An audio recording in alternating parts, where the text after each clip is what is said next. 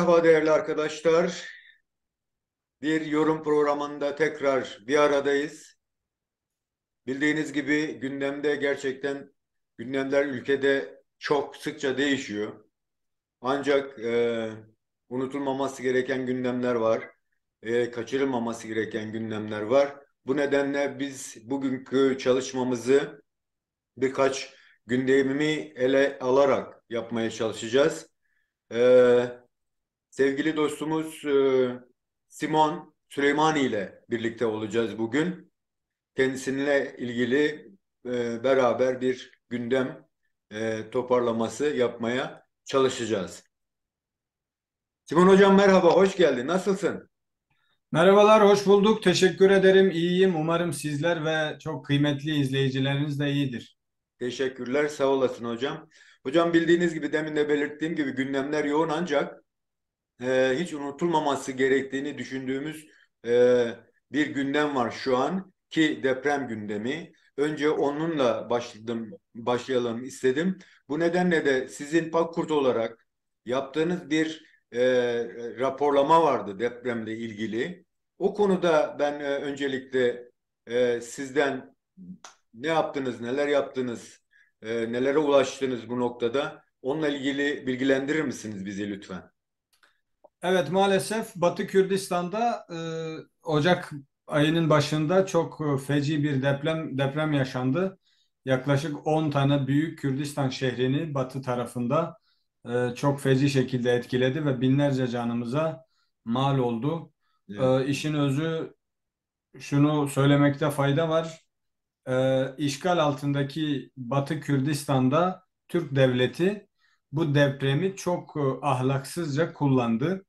Bölgeye müdahale etmedi, insanların can kaybı, mal kaybını göz yumdu ve yıllardır oraya dekürdizasyon dediğimiz, Kürt nüfusunu boşaltma dediğimiz devlet politikasını deprem üzerinden uygulamış oldu. Maalesef ki binlerce insanımızın perişan olmasına göz yumdular ve e, bu da işgalin Kürdistan'a yansımalarından biri olarak okunabilir. Deprem beklendiği üzere ki uzmanlar uzun dönem bekliyordu bu depremi. Çok ağır vurdu. Tarih öncesinde de buna benzer ağır depremler olmuştu bu bölgede ve o depremlerin sosyolojik, politik çok farklı sonuçları doğmuştu. Bu dönemde de gördük ki Türk devleti kendi politikalarıyla müdahale edemediği bazı alanlara bu deprem üzerinden çok kirli bir oyun tasarladı. Orada insanların enkaz altında kalmasını, perişan olmasını, batı illerine, Türkiye'nin batısına göçmesini, sahipsiz kalan çocuklara el koymasını, milletin enkaz altında kalmış mal varlığına, kıymetli eşyalarına kadar el koyduklarını görmüş olduk. Biz Pakurd olarak, Pakurd'un akademiyası ve Pakurd'un gönüldaşları olarak bölgede bulunan arkadaşlar üzerinden son bir ay içinde bölgede olup bitenler ve olacaklar üzerine bir rapor hazırladık. Raporda yine herkesin aslında bildiği gerçekler çıktı ortaya.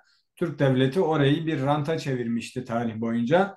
Evet. Neredeyse son 20 yılda ise tamamen inşaat rantına dönüştürüldü. Hiçbir zaman deprem için önlemler alınmadı. Oy devşirmeye, oy toplamaya yönelik hamlelerle, günübirlik politikalarla yürütüldü ve bu da halkımızın canına, malına ve hatta Kadim Kürdistan'ın nüfusuna etki etmiş oldu.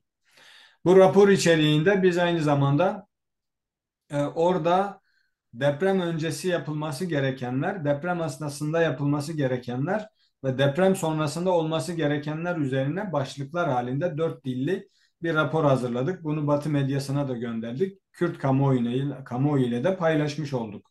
Evet. O deprem raporunda bir kere daha gördük ki e, Türk devleti Kürdistan'a her an, her dakika nasıl nüfuz ederim, tekrar tekrar nasıl işgal ederimin derin planlarını yapıyor. Ve maalesef ki orada bunun ağır bedellerini görmüş olduk. Yani bundan sonra bizim halkımıza söyleyeceğimiz temel şey, evet, Kürdistan bağımsız olmazsa, kendi öz devletinin sahibi olmazsa, bırakın enkaz altındaki insanlarımıza müdahaleyi, kendi sahipsiz çocuklarımızı bile koruyamayacağımızı gösteriyor. Bölgede yaklaşık 7 bin çocuğun kaydının alındığı, bunların yarısından fazlasının batıya götürüldüğü raporlarımızda yer aldı. Onun dışında e, depreme ve doğal afetlere müdahale ekiplerinin bilerek müdahale etmediğini, hatta insanların göçmesi için altyapı oluşturduğunu da görmüş olduk. Bizim deprem raporu ile ilgili kısaca söyleyeceğim şey budur. Teşekkür ederim. Teşekkürler hocam. Gerçekten de henüz sorunların sanki başlangıcındaymışız gibi o çocuk meselesi, göçmeler, milyonlarca insanın yöreyi terki başlı başına gerçekten de ciddi bir sorun. E, Yani deprem mevzusu aslında bu, yani şahsen çok uzmanı olduğum bir konu değil ama yani bugünkü gündemle başlığı açıldığı için konuşuyorum. Depremin öncesi, esnası ve sonrası diye üç ana başlık olmak zorunda daima. Yani bunu uzmanlar da böyle evet, öneriyor. Bizim raporumuzda da yer aldı. Yani önce neler yapılmalıydı? Esnasında neler yapılmalıydı? Bundan sonra neler yapılmalı üzerine başlıklar açıldı. Nitekim asıl depremin büyük etkisi bundan sonra gösteriliyor. Çünkü Ocak ayının başında gerçekleşen bir depremdi ve binlerce Kürdistanlı evsiz, barksız, hatta çadırsız bırakıldı. İnsanlar başka şehirlere göçmek zorunda kaldı. Enkaz enkaza dönüşmüş veyahut enkaz olma riski olan yıkık binalara, harabelere sığınmak zorunda kaldılar. Binlerce insan şu an o enkazların altında kaldı ve hala çıkarılmamış cesetler var. evet, Toplu mezarlar yapıldı. Yani bir insanlık dramı yaşandı Kürdistan'da ve bu hepimizin gözleri önünde oldu. Bizim maalesef. burada, biz Kürdistanlıların çıkarması gereken elbette bu küçük raporlamalar, tarihe not düşüyor ama işin özünde Türk devletinin o işgal altındaki bölgeye nasıl kirli bir politikayla yaklaştığını hepimizin bilmesi, aşina olması gerekiyor. Teşekkür. Çünkü bölgeye örneğin 99'da o yokluk yıllarında olan Marmara depremine yaptığı müdahaleyi yapmadı. Çünkü Türk devlet aklının bilinç altında orası Kürdistan'dır ve depreme maruz kalanların Kürdistanlılar olduğu hakikati hiçbir zaman çıkmıyor. Biz Kürtlerin de bunu unutmaması lazım. Dolayısıyla devletsiz olmamız, bir statüye sahip olmayışımız sadece bir hükümetten ibaret olmadığını bir kere daha maalesef ki yaşamış, öğrenmiş ve tecrübe etmiş olduk. Bugün devletsizlik aynı zamanda sizi depreme, doğal afete, hatta yine aynı bölgede Urfa, Adıyaman bölgesinde sel felaketi yaşandı birkaç gün önce. Evet, Buna bile müdahale edilemedi. İnsanlar evlerindeki çamurları bile temizleyemedi. Yani devletsizliğin sadece devletsizlik, hükümetsizlik olmadığını bir kere daha böylece görmüş olduk. teşekkürler Sayın Sıman. Şimdi geçiş belki biraz e, zor olacak ama başka bir gündemimiz var. O da dünyanın dört bir tarafında Kürtlerin kendi mücadelelerini en rahat gösterebilecekleri bir alan olan e, Nevroz'la ilgili. Bu vesileyle öncelikle e, önce senin sonra da bütün Kürtlerin ve Kürdistanlıların Nevroz'unu kutluyorum. Nevroz Cibu Hemuyan Pirozbe. Buna dair gözlemleriniz ve bu seneki Nevroz'a dair şeyleri o bu konuda bize neler söyleyeceksiniz? Genel hem bulunduğunuz yerle ilgili hem de gözlemlerinizle ilgili. Evet, şimdi Nevroz aslında bir baharı karşılama bayramıdır. Bir bahar bayramıdır. Kıştan, ölüm uykusundan uyanıp bahara, dirilişe uyanmanın bayramıdır. Evet. Ve sadece Kürtlerin değil, bütün İrani kavimlerin bayramıdır. Ama biz Kürtler Nevroz'u biraz biraz daha bir üst perdeye taşıdık. Son 100 yılı baz alırsak. Çünkü işgal edilmiş topraklarımız var, yasaklanmış bir dilimiz, e, rehin alınmış bir halkımız ve bunun özelinde yasaklanan kültür, dil ve şenliklerimiz var. İşte Nevroz gerçek hüviyetine bu Kürtlerin bu yasaklara, bu talancı, yasakçı, öldüren, katleden zihniyete karşı bir başkaldırısına, bir diriliş bayramına dönüştü. Haliyle her geçen yıl biraz daha politik bir hüviyet kazanarak artık Kürtlerin milli bayramına dönüştü. Evet. Çünkü bunu Kürtler sahiplendi ve Kürtler bunu ölümden, esaretten kurtulmanın bir nişanesi olarak, bir ateş çemberi olarak ele aldı ve o çemberin içine atlaya atlaya, canını yaka yaka, bu ateşe koşan pervaneler gibi canını yaka yaka bunu dirilttiler ve bugün Nevroz artık Kürtler için sadece bahar bayramı değil, aynı zamanda milli bir şenliğe, milli bir bayrama, milli bir diriliş ve direniş e, Durumunda. bayramına dönüştü.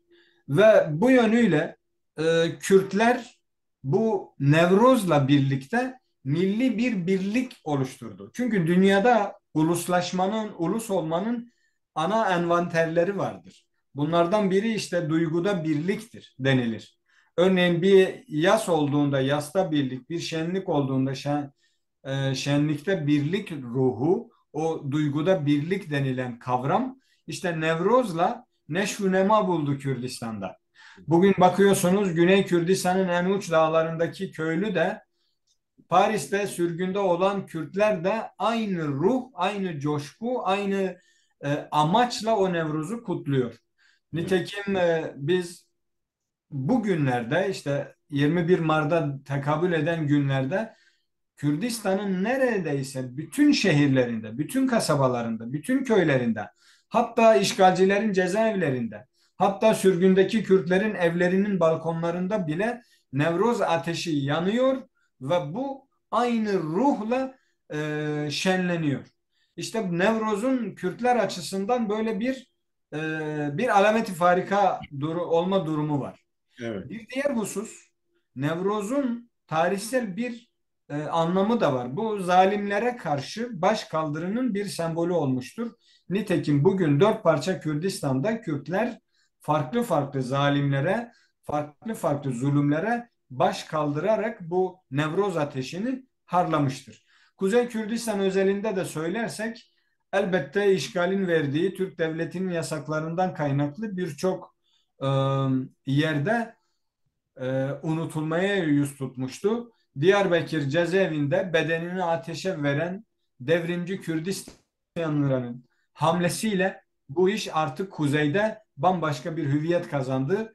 Onların o ateşe duran bedenlerine de burada bir minnet duyuyoruz. Bugün Kürtler artık o çembere, ateş çemberine atlayan pervaneler gibi pervaneler halinde dört parça Kürdistan'da dünyanın her yerinde bu Nevroz'u kutluyor. Hatta Nevroz artık Kürtleri de aştı. Dünyanın çok kıymetli bir değerine dönüştü. Amerika'nın Onu Beyaz Sarayı'nda söyleyecektim. Amerikan Başkanı Joe Biden da kutluyor. Kanada Başkanı e, da Trudeau'da. kutluyor. Evet. Bakıyorsunuz Fransa'da Fransız Meclisi, Paris Belediyesi ve hatta İskandinav ülkeleri, Avustralya ve dünyanın neresine bir Kürt varsa muhakkak o coşkuyla kutlanıyor. Kürtler çok güzel bir haslet bahşetti dünyaya diyebiliriz. Bu bahar bayramını bir diriliş, bir direniş bayramına, bir coşku, bir varoluş e, bayramına dönüştürdü. Nevroz'un böyle bir güzelliği var. Tekrar bütün Kürdistanlıların Nevroz'u kutlu olsun. Çok teşekkür ederim. Bu yurt dışı gelişmelerini de soracaktım ama siz tabii gazetecilik böyle bir şey. Onları da ele aldınız. Ancak Kuzey Kürdistan'daki dün Ahmet'teki Nevroz'da da farklı gelişmeler vardı. Cemil Bayık'ın eylemsizlik kararının sonlandırmasına ilişkin bir şey vardı. Bir de ilgi çeken hiç olmayan Talabani'nin bir açıklaması oldu. Bunları nasıl değerlendirirsin? Şimdi işin doğrusu bu eylemsizlik sadece PKK'nin, daha doğrusu HPG'nin, gerillalarının silahlı mücadelesinin bir kısa dönemde, bir kısa aralıkta da olsa ateşkesi söz konusuydu. Deprem zaten. Evet, deprem döneminde başlatıldı bu ve bu şu anlama gelmiyor. Kürtler her yerde direniyor, mücadele devam ediyor. Nitekim Nevroz şenlikleri de bunu tekrar gösterdi. Bütün yasaklamalara rağmen Kürtler coşkuyla bunu kutladı. Güney Kürdistan'da özgür olan parçamızda ve Rojava'da Kürtler özgürce bütün şenliğiyle, bütün güzelliğiyle yasaksız, mesnetsiz bir şekilde rengarenk kutladılar. Bu yönüyle bu önemli. Yani Nevroz o o sürecin şeyidir. Bir miladı oluyor. Yani yeni yıla Kürtler direnişini, coşkusunu böyle başlatıyor. Bir nevi buton gibi bir şey görüyor bu. Böyle bir vazife görüyor. Bir diğer husus ise bazı işte belki hoş olmayacak şeyler bile yaşanmış olabilir ki bu da siz eğer özgür değilseniz, işgal altındaysanız insanlar sizi manipüle edebiliyor. Bu yönüyle de Kürtlerin Nevruz'a yakışır şekilde her yıl biraz daha coşkuyla, biraz daha üstüne katlayarak dünyaya bu güzelliği armağan etmesi ve insanlara nasıl rengarenk, nasıl barışçıl, nasıl coşkulu bir halk olduğunu, bir millet olduğunu, işgale, tasalluta, zulme rağmen nasıl direndiklerini göstermesi açısından çok kıymetlidir. Teşekkürler. Çok sağ olasın. Şimdi öte yandan bu Nevroz'la beraber biliyorsunuz ki gelişmeler başka bir boyut da almış durumda. Ee, Siyaset noktasına baktığımızda yine Kürdistan ve Kürtlerin mücadelesinin her boyutta olduğu gibi Kuzey Kürdistan'da da yeni bir sürece evrildiğini görüyoruz. Dolayısıyla da e, bir seçim sürecine girilmiş durumda ve Kürtler, daha doğrusu ülkede belirli ittifaklar oluşturulmuş. Bu ittifaklar genellikle Kürtleri dışlayan ve Kürtlersiz bir yüzyıl tasarrufu içerisindeler. Bu karmaşa içerisinde Kürtler bir yol arayışında. E, bu noktada Kürtlerin Kuzey Kürdistan'daki siyasetini nasıl görüyorsunuz? Ee, Bu önümüzdeki 45-50 günlük seçim startıyla beraberden nelerin değişebileceğini veya bazı değişimlerin olabileceğini düşünüyor musunuz? Bu konuda neler söyleyeceksin bize?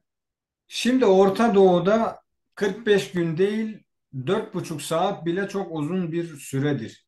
Dolayısıyla seçimler ım, bu kutuplaşmalar, partilerin yeni gruplar oluşturup seçime hazırlanmaları falan bunlar elbette yeni şeyler getirecek, değiştirecek. Fakat şöyle bir şey var. Bugün legal anlamda siyaset sahnesine çıkmış, 90'lardan bu yana çıkmış Kürt siyaseti, Kürtlerin özgürlüğe olan aşkından, iştiyakından kaynaklı oluşan büyük coşkuya ve yükselişe Türk devleti çok mühendisane bir şekilde müdahale etti. Ediyor da. Nitekim bugün merkezi Kürdistan siyasetinin merkez ağırlığını dağıtmaya çalıştılar. Türkiye'lileşmeyle birlikte bunu ağırlığını diğer sol gruplara da paydaş ederek ortaya yeni bir kütle oluşturuldu. İşte o kütlenin de içinde Kürdi ve Kürdistani olanları Türk devleti çekip aldı. Hapse koyarak, cezalandırarak, sürgüne göndererek, hatta suikastler yaparak bunu başardı diyebiliriz. Nitekim bugün seçimlere hazırlanan Kürt siyasetinin Kürdi anlamda bir ağırlığının kalmadığı kanaatindeyim. Şunu eklemek üzere söylüyorum. Türkiye'de siyaset, seçimler özellikle Kürtler seçime girdiği 90'lı yıllardan bu yana Kürtler kazanamasın üzerine tasarlanır. Aslında bir demokrasi oyunudur. Kürtlerin kazanmaması üzerine Türk devlet aklının devreye girdiği bir demokrasi oyunudur. O yönüyle mevcut iktidarlar değişebilir, hükümetler değişebilir, bakanlar değişebilir, işte bürokratik yapılar değişebilir ama devletin Kürtlere bakış açısı değişmiyor. O Evet. yüzden Kürt siyasetinin merkez ağırlığını dağıtmaya yönelik daima hamlelerde bulunurlar. Nitekim bugün HDP'nin hapiste olan yöneticileri kendileri bazılarını bizatihi Ankara'dan bizatihi tanıyorum. Gayet Kürdistani insanlar ve Kürtlerin talepleri üzerinde tavizsiz insanlardı. Maalesef böyle bir devlet hamlesi söz konusu. Bu 14 Mayıs'ta olacak seçimlerde ise şahsi olarak şöyle bir e, yaklaşımım var. 20 yıllık bu kanlı ve hırsız hükümet bir seçimle bu iktidarı devretmeyecektir. Öyle görünüyor. Bu iktidarı vermemek adına çok kirli oyunlar, planlar devreye koyabilecektir diye düşünüyorum. O yönüyle bugün Türkiye'de her ne kadar başkanlık sistemiyle iki kutba, iki bölüme ayrılsa da temel amaç Kürtleri bu iki blok arasında dağıtmak ve merkezi Kürt siyasetini ağırlıksız, etkisiz hale getirmek. Diğer bir husus ise Kürtler üzerinden Kürtleri döverek Türkiye toplumunu yani Türkleri konsolide etmek. Ve tarihte de oldu. Kürtlerin mitinglerine, barış yürüyüşlerinde de oldu. Çok kanlı eylemler yaparak Kürtlerin kanı üzerinden iktidarı devretmeme adına çok kirli, kanlı oyunlar çevrildi. Hı hı. Nitekim bu önümüzdeki 14 Mayıs'a kadar yine Türkiye'de iktidarın değişmeyeceği kanaatim var. Hocam Gerekirse bu bir noktada şey sormak suikastler istiyorum. dizini, gerekirse kanlı planlar devreye koyup vermemek için çok şey yapacaktır. Bu da Kürtlerin işte böyle bir hususta bu demokrasi oyununun döndüğü Türkiye'de çok dikkatli olması gerektiği kanaatindeyim. Tam da bu noktada HDP'deki dönüşümler oldu bu süreçte. Yani bu iki ittifakın sürekli Kürtleri dışlayan ve onlarsız bir şeyler yapma planıyla beraber HDP de yani Kuzey Kürt siyaseti de bir şekilde siyasetini yürütmek ve o taleplerin dillere bilir bir hale sokmak için çalışmalar yapıyordu.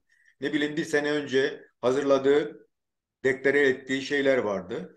Ki bu ciddi anlamda gerçekten de ülkenin demokrasisini güçlendirmeye yönelik. Yani çünkü kendisini Türkiye Partisi olarak varsayıyor. Dolayısıyla da ama biz Kürtlerin partisidir diye diyoruz. Bütün Kürtler de bunu böyle belirliyor.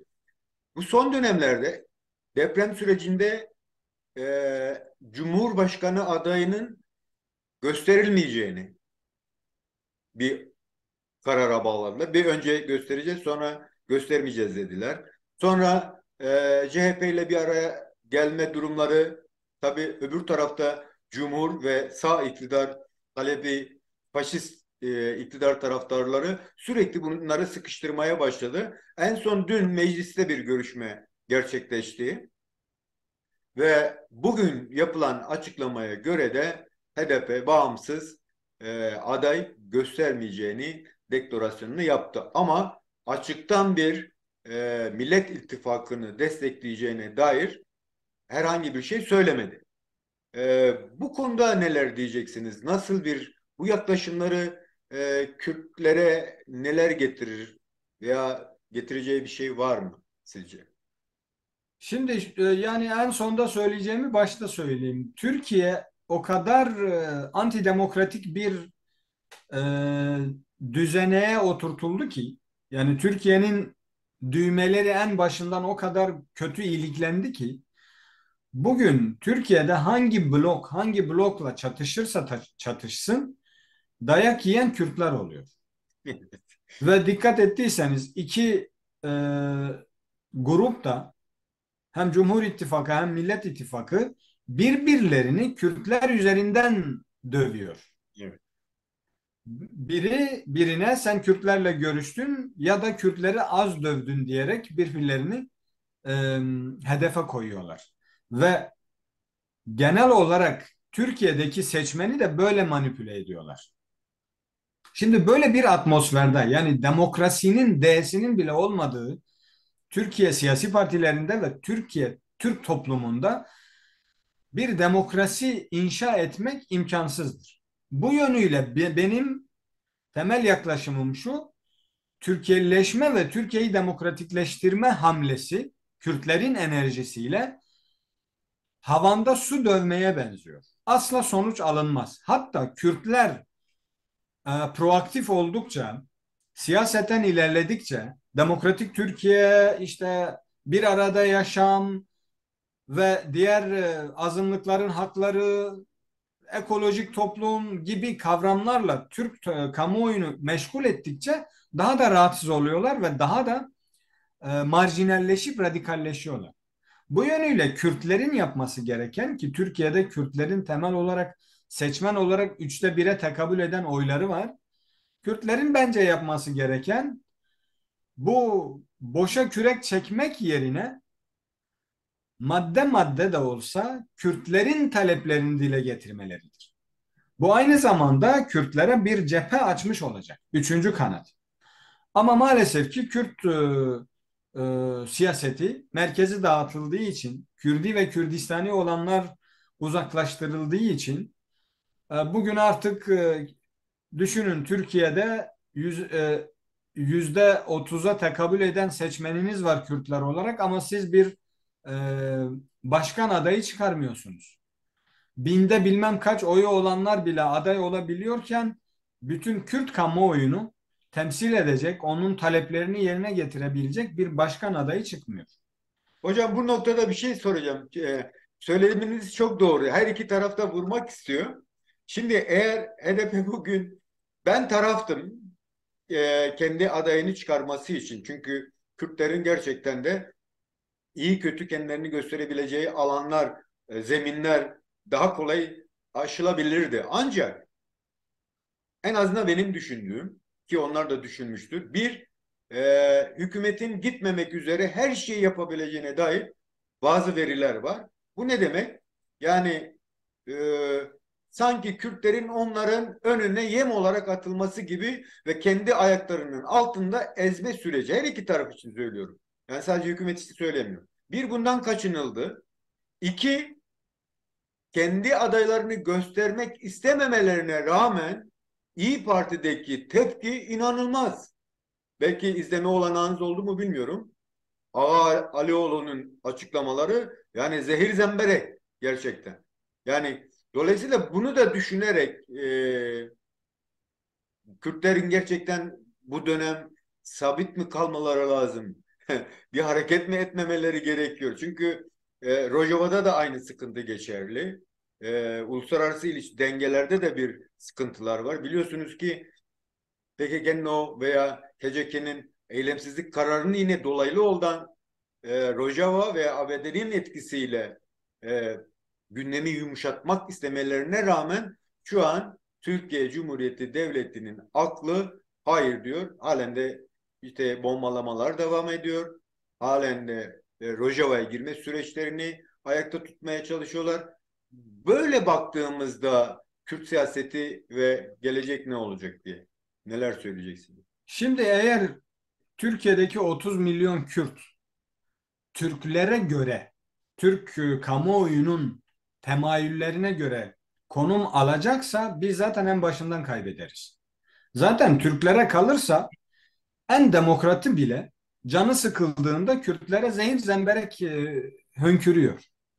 Burada Kürtlere, Kürt siyasetine kalan, en azından son 40-50 yıldır bize tevarüs eden o kendi sözünü söyleme, kendi direniş, kendi baş kaldırı kültürünü sahiplenmektir yani bize düşen. Bu yönüyle söylüyorum, yani HDP o kadar da yüksek oy alıyor.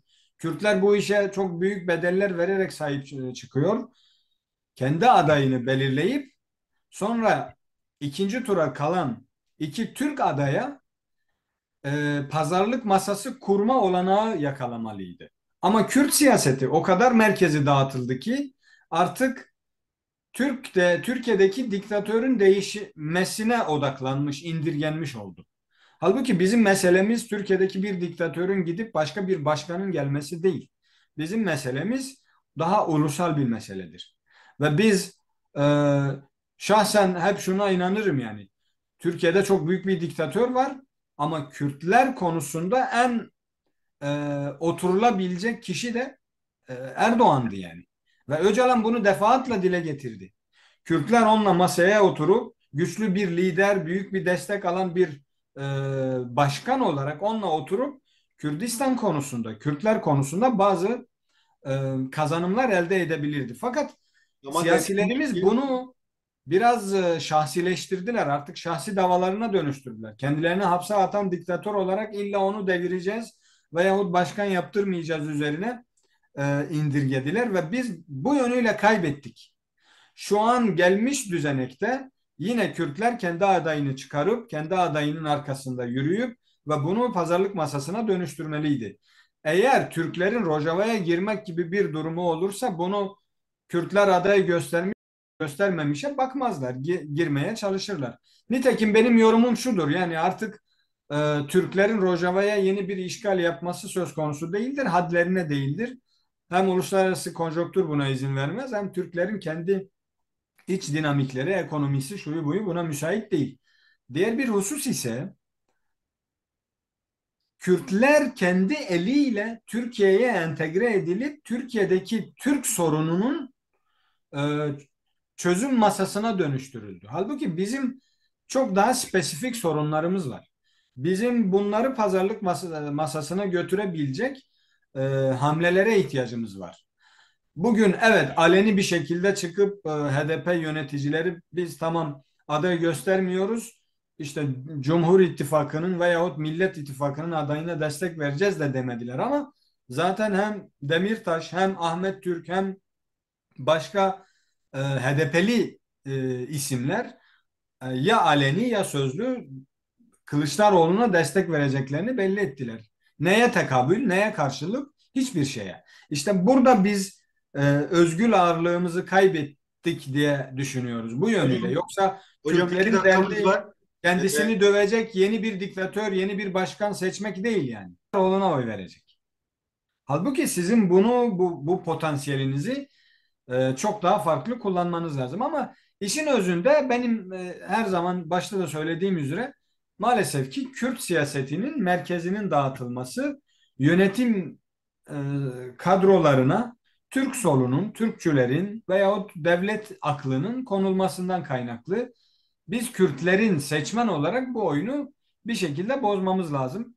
Fakat ne olacak bundan sonra? Yani benim yaklaşımım şu, Türkiye'de çabucak iktidar bu 20 yıllık birikmiş günahlarıyla, sevaplarıyla, malı mülkü talanı hırsızlıklarıyla iktidarı devretmeyecektir. Kaos çıkacak, belki cinayetler işlenecek, belki bombalar patlatılacak, belki bir yerlere savaş ilan edilecek ama her halükarda bu sakin atmosferle kimse seçime gidemeyecek. Seçime gidilse ve seçim ve sandıkta kaybetseler dahi kağıt üzerinde kazandıklarını ilan edecekler. Her zaman yaptıkları gibi. Ve burada kazansalar da hükümet Kürtleri hedef alacak. Çünkü diyecek siz beni tekrar başkan yaptırmamak için gidip CHP ile anlaştınız. E, Kemalistler veyahut bugünün muhalifleri, Erdoğan muhalifleri kaybetse yine hedefe Kürtleri koyacak. Kürtler işte bu olayda net tavır koymadılar. Kılıçdaroğlu'nu doğrudan desteklemediler. Bu yönüyle bunlar yüzünden biz kaybettik. Ee, ve birbirlerini Kürtler üzerinden tekrar tedhiş edecekler. E, hedefe koyacaklar. Biraz bu yani ben Kürtler kendi taleplerini bir maddeler halinde masaya koyup kardeşim ben bunları istiyorum. Bana bunları veriyorsanız sizle masaya otururum. Net konuşmadığı için her iki taraftan da günün sonunda maalesef e, dayak yiyecek gibi bu Kürtlerin maalesef biraz kaderi oldu. Ama Kürtler çok büyük bir millet. Güneyde bir statü oluştu. Rojava'da bir ruh oluştu, bir yönetim oluştu. Kürtlerin ordusu büyüyor. Kürtlerin Nevroz'la da şahit olduk. Devasa bir heyecanı var. Orta Doğu'nun en dinamik toplumuyuz. Bunu kazanıma tahvil edecek bir akıl lazım bize. Bu aklın tezahür etmesi, ortaya çıkması da işte bu tarz seçimlerle mümkün. İşte bunu da maalesef yeterince kullanamadık. Biz Pakur'da olarak hem saygıdeğer başkanımız İbrahim Halil Baran'ın çıkışlarıyla hem bizim seçim deklarasyonumuz, biz Kürtlerde bir bilinç yaratmaya çalışıyoruz ama bizim HDP kadar etkimiz yok maalesef. Ama bu deklarasyonunuzun içeriğine dair, gelişimine dair bize neler söyleyeceksin? Bir çalışmanız olmuş. 2023 Seçimler Deklarasyonu diye. Bu konuda bize neler söyleyeceksiniz? Yani sizin seçim stratejiniz ciddi anlamda bu iki güç arasındaki Türklerin dengeleyici noktasını ne kadar yakalayabilir? E, Neler anlatacaksın bu konuda bize? Şimdi işin özeti Pakurt seçimlere giren klasik sistem partisi değildir. Klasik sistemler partisi de değildir.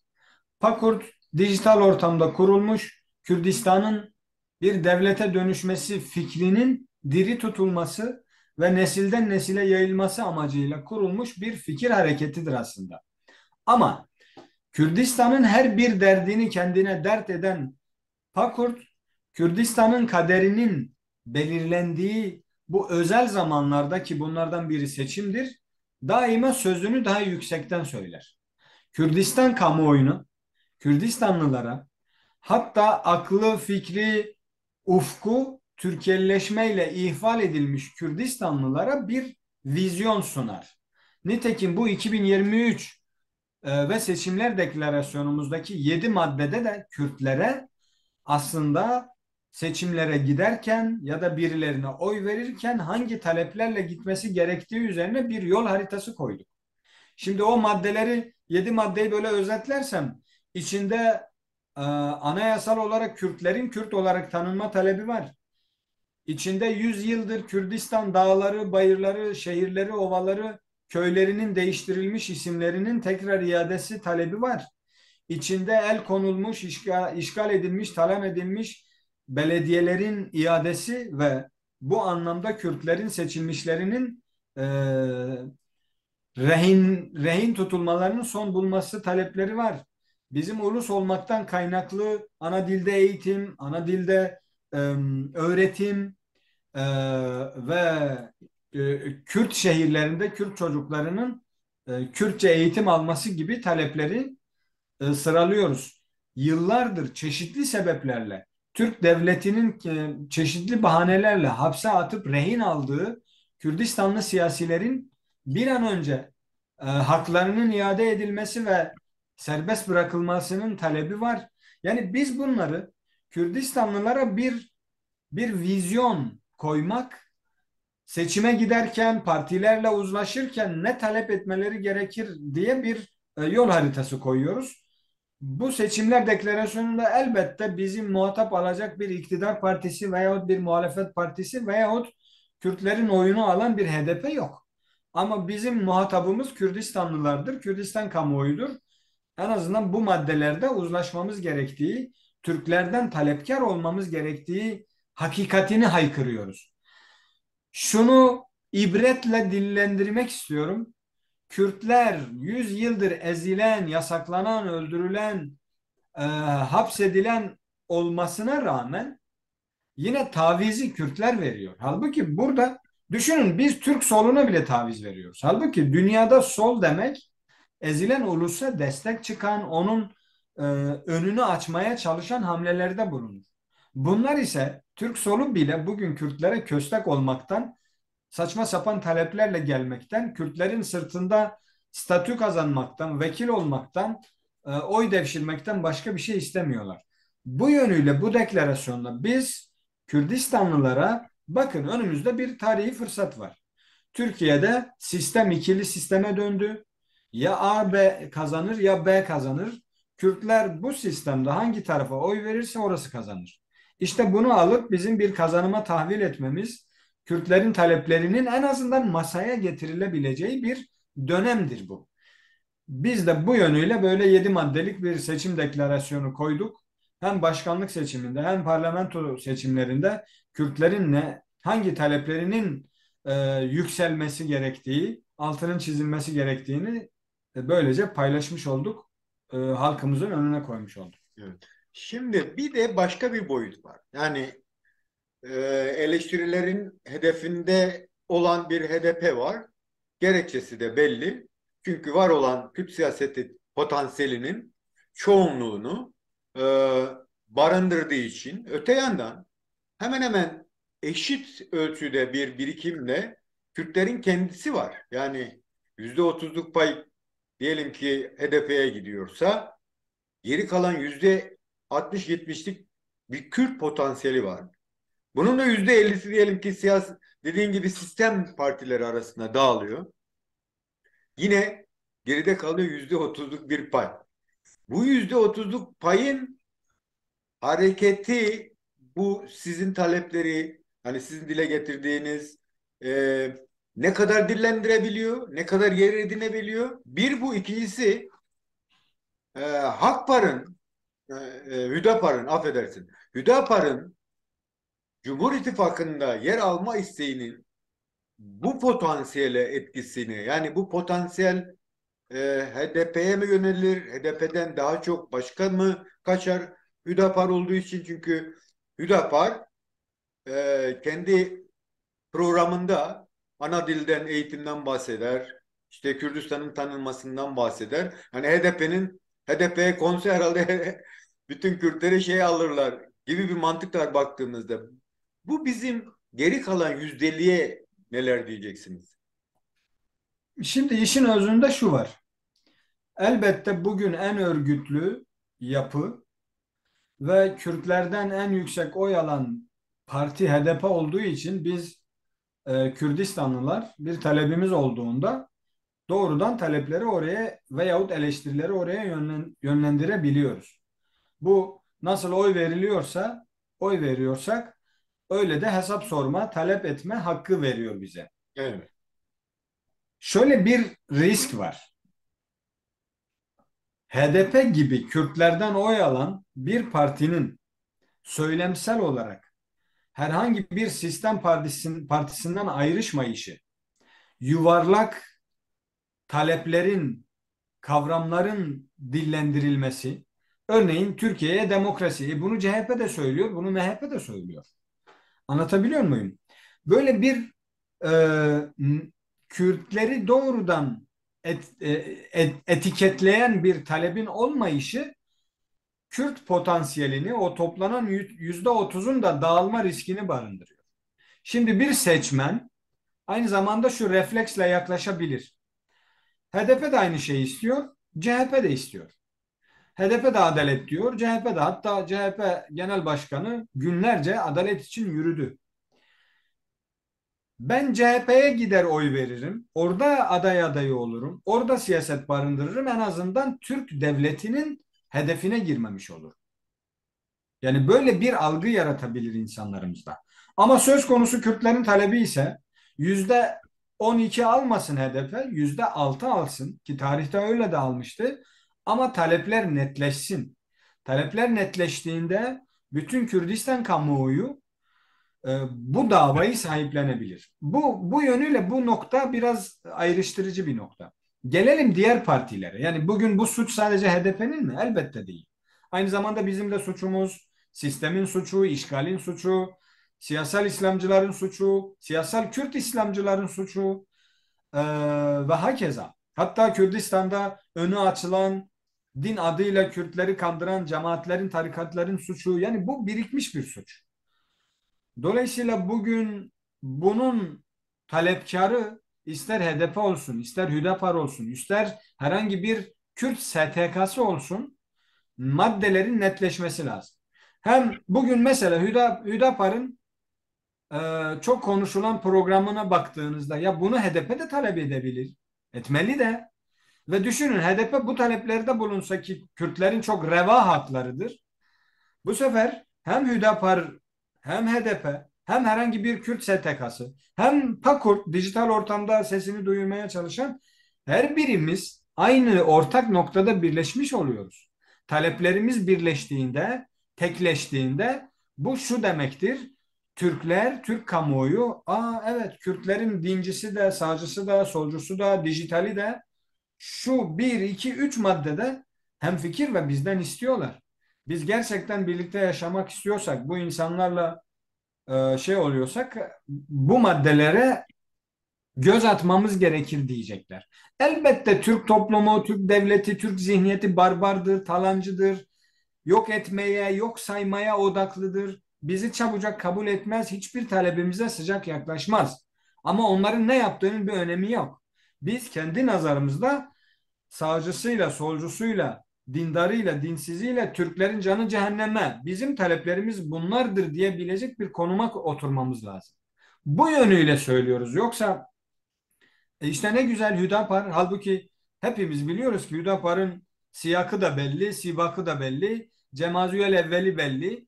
Ama adamlar tutmuş programlarına Kürdistan için bir statü koymuş ve talepkarlar ve Türk kamuoyunu bunu tartıştı. Bu bile bir kazanımdır. Kürtlerin ne istediği, en azından dindar Kürtlerin onların tabiriyle ne istediği ortaya çıkıyor. Halbuki bu bizim hepimizin talebi. O üç maddenin hangisine hayır diyebiliriz biz?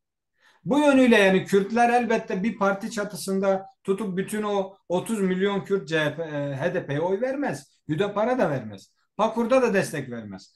Ama biz hepimizin talepleri netleşip bir olduğunda, böyle gri noktaları olmayan şeyler olduğunda, hani net renklerle belli ettiğimizde, bu aynı zamanda e, bizle ittifak kurmak isteyen veyahut bizim sırtımızda ve meclise gitmek isteyen ya da Kürt oylarıyla başkan olmak isteyen Türkler için bir mihenk taşı olacak. Onlar taviz vermiş olacak bu yönüyle. Biz niye sürekli taviz veriyoruz?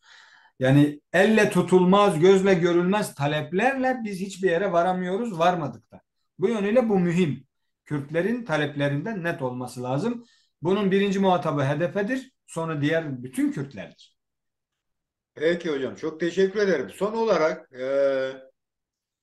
gerek depremle ilgili, gerek Nevroz'un etkileşimiyle ilgili ve gerekse de seçim, belki ileride tekrar görüşme olanağımız olabilir seçimle ilgili. E, Son olarak toparlayıcı bir şekilde neler söyleyeceksiniz? Neler söylemek istersiniz? Söylemek istediğiniz bir şey var mı?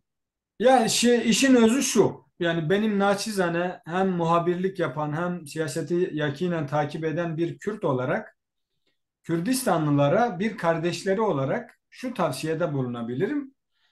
Türkiye'deki seçimler Kürtler kazanamazsın diye kurgulanmış bir demokrasi oyunudur. O yönüyle fazla angaja olmamalıyız. Biz taleplerimizi alır, sert bir şekilde masaya koyarız ama kavgayı uzaktan izlemeye, pencereden izlemeye odaklanmalıyız. Böyle bir program geliştirmeliyiz kendimizde. Merkeze ya da işte her yoğurdun var diyene su koşturup ayran yapmaya koşarsak dayağı biz yeriz. Çelmeyi bize takarlar. Bu yönüyle bu Türkiye'de olacak seçimlerde de temel anlamda bir şey değişmeyecek. Kürtler kendi oylarının potansiyellerinin farkında olup taleplerini ona göre yükseltmeliler. Binde 3 bile almayan partilerin talepleri ortada. Çok ütopik taleplerle gelebiliyorken 30 milyon Kürt ve oyları 6 milyon şeklinde bir partiye giden HDP bunu çok gururla savunabilmeli. Bu birincisi. İkincisi, Kürtler herhangi fikirde olabilir. Herhangi bir ideoloji ve düşünceye sahip olabilir. Ama bizlerin Kürt olmaktan kaynaklı haklarımız ve dolayısıyla taleplerimiz var. Biz talepler noktasında birleşmeye bakmalıyız.